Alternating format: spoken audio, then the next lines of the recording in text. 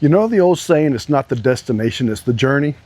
Well, sometimes the journey involves a cracked water heater, a dented truck, and an Amish bicyclist. This year, we hit 17 different states and changed states 24 different times, and literally came full circle, starting and ending in Florida.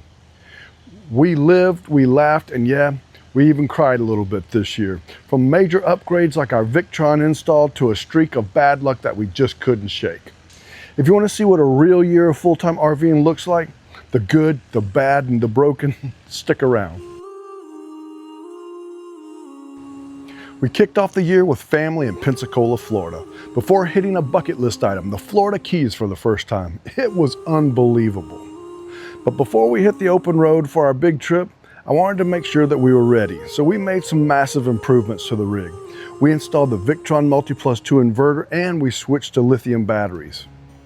Oh, and we also designed and built a custom water filtration system, because you never know what you're going to be getting at these campgrounds.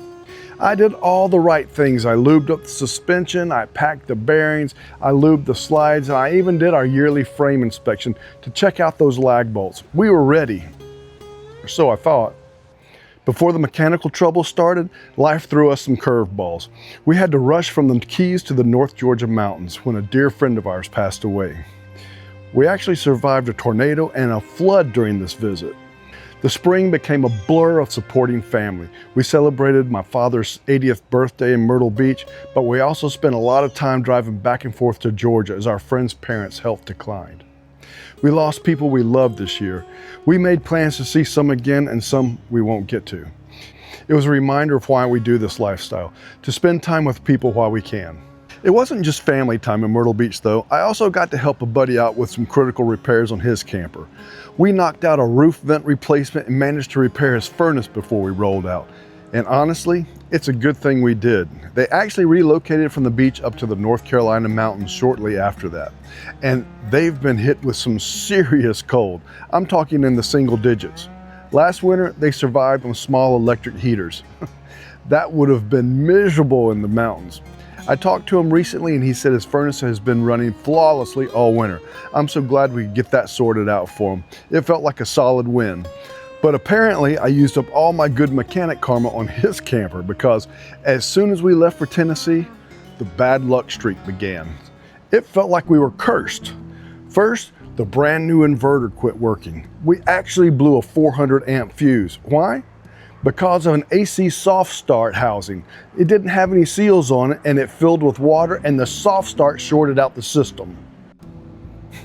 Then in Batesville, Indiana, I jackknifed the nose of the camper into the cab corner of the truck. Oh my gosh.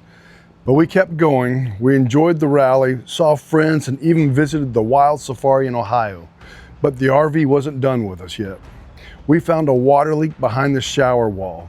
The backflush preventer valve failed, and of course, while I was working on it, I dropped the new valve behind the shower wall. It took me an entire day just to fish it out. Then the water heater cracked, of course. But hey, that wasn't all bad maybe, because I did find a cracked electrical outlet while I was back there fixing it, avoiding a potential fire hazard maybe, so silver lining. And to top it all off, an Amish bicyclist ran into the side of our truck. You literally can't make this stuff up. But despite all the leaks, the dents, and the grief, we finally made it to Texas to spend the holidays with our sons and daughter-in-law. The drive through Missouri, Kansas, and Oklahoma gave us a little bit of time to reflect. And our luck did seem to start changing for the better. We went on a winning streak at the casinos, starting in Dodge City, Kansas, through Pawhuska, Oklahoma, and then it ended dramatically at Thackerville, Oklahoma. So after spending Thanksgiving and Christmas with our oldest son and our daughter-in-law, the wife of our youngest son who's currently deployed, we packed up and headed back to Florida, trying to outrun the cold weather.